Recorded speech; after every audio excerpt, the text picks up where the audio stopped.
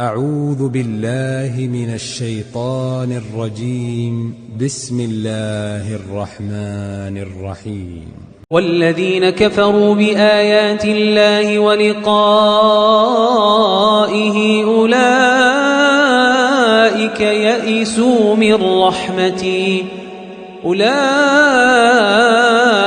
يئسوا من رحمتي وأولئك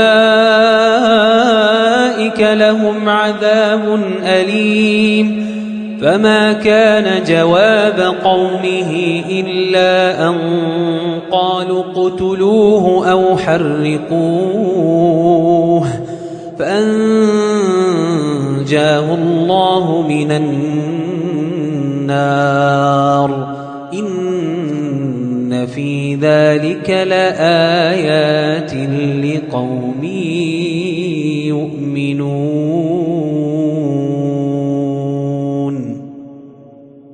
وقال إنما اتخذتم من دون الله أوثانا مودة بينكم في الحياة الدنيا ثم يوم القيامة يكفر بعضكم ببعض ويلعن بعضكم بعضا ومأواكم النار